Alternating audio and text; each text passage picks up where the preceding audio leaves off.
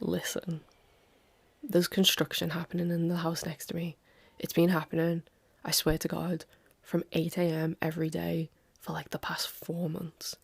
And these houses are very small and shit. So like, what can you be doing for 4 months inside one of these houses? Like, huh?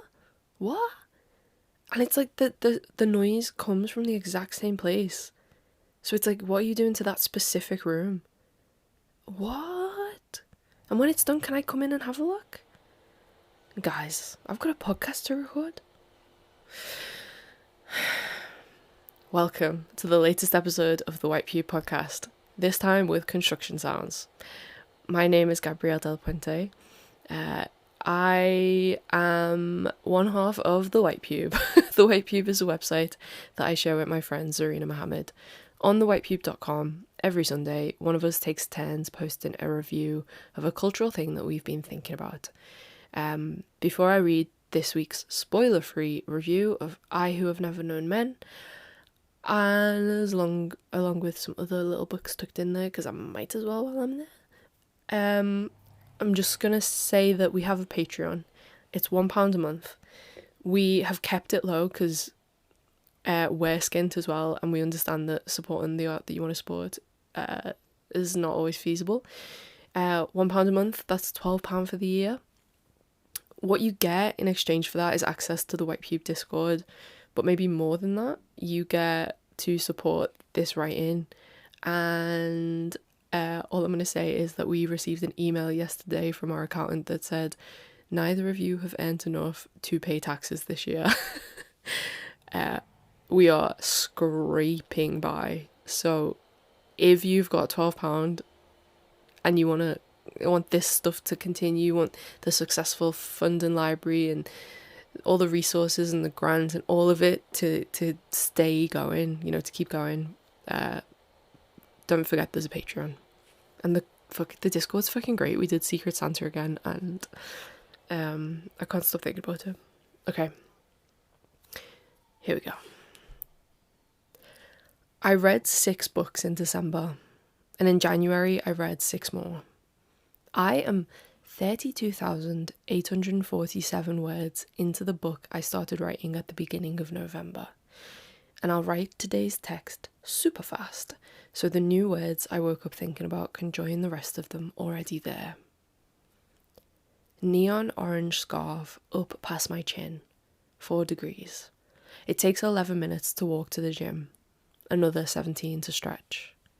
The mask makes my glasses fog up when I bend my head to my knees, and I feel all the veins inside me ping. I'm 6 months into an 8-month cardiology rehabilitation program. I used to only be able to do 3 minutes on a row machine, but now I can go for 45 minutes on the elliptical. On Tuesday, I did the full hour. I force my feet backwards every 10 minutes before they go numb. Keep my headphones on. Watch the LED clock blink because it's better than looking straight ahead. It's just that there are all these TVs spaced a meter apart across the walls of the gym. They cycle between recipes for carrot cake, news stories about Ant and Dec's mental health, riddles, and then very long montages of award-winning GoPro footage shot in first person. It's extreme sport shit.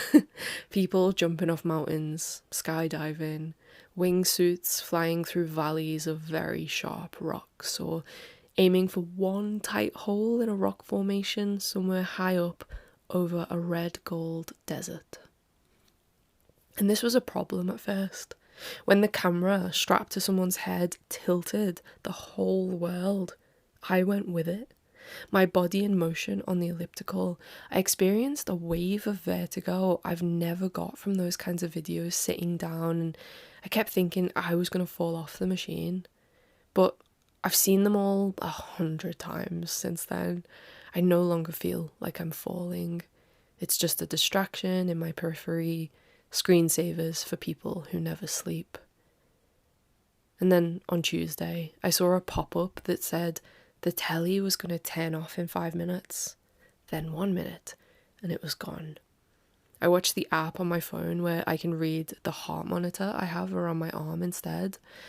The highest it's gotten to is 181, but on Tuesdays I was only in the 40s. Could be a sign of progress. That, or the audiobook I was listening to, which was slower and still, like numbers coming to an end, like the cooldown after a TV has finally been turned off. Over the past few years, I've seen lots of people reading I Who Have Never Known Men by the late Belgian author Jacqueline Hartman. I never went for it because with a title like that, I wondered what everyone was doing reading an essay. But it's fiction. 1995. The exact kind of story I like. It's about a girl who lives in a caged room with 39 other women. They don't remember how they got there, don't know where they are, don't know why they're being kept or if they'll get out. 40 mattresses on the ground, 2 exposed toilets in the middle of the room, 3 male guards armed with whips. And this girl counts her heartbeat because there's no other way to tell the time. I'm reading so much these days because I am afraid of writing a boring book. When that girl was voted the blandest contestant on Traitors the other week, I thought if that had happened to me, it would change the entire direction of my life. With every book I read, I watch for the things I find boring or stuff that's the total opposite so I can calibrate my taste and aim. Like, I don't want to be as repetitive in my language as Alice Slater's Death of a Bookseller, which was my first book of the year. Don't want all my characters to grate to the point where I'm left not wanting to speak to anyone, because that's boring too. Although, I would like to write a workplace as established as she does, where a shift really feels like a shift. Like shin splints, lockers, where boredom, when it's needed, can be a texture, a heavy air. Last week I read Ferdia Lennon's Glorious Exploits and knew I wanted my writing to come with an accent. Wanted characters with a level of chispeza they don't even appreciate. All that cheek and charm and wit. His book is singular because the language has chispeza too.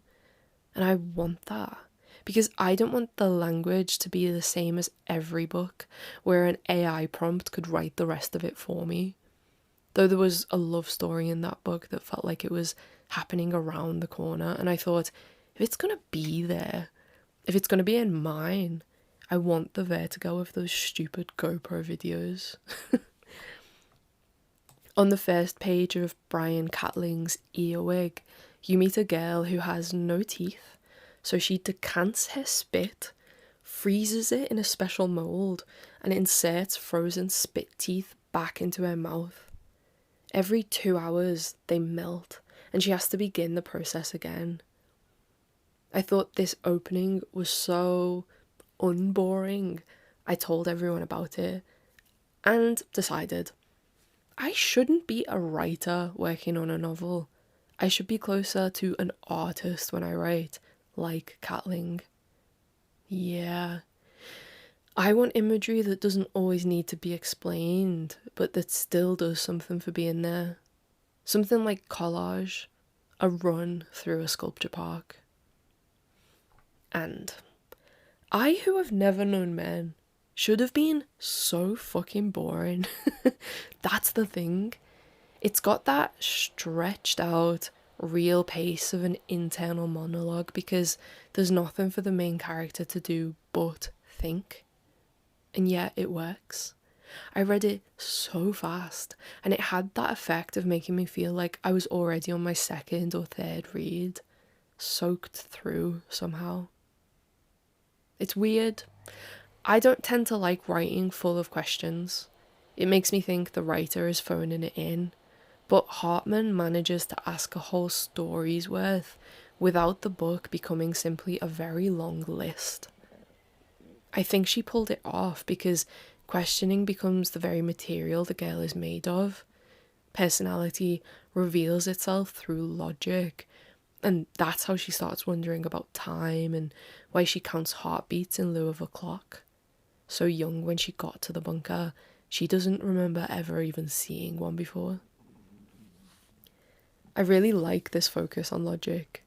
It makes reading the book feel like learning how to tie a knot you could never have figured out yourself, but when it's done and tight, with all those curves holding together like a piece of art, there's a very long-lasting satisfaction.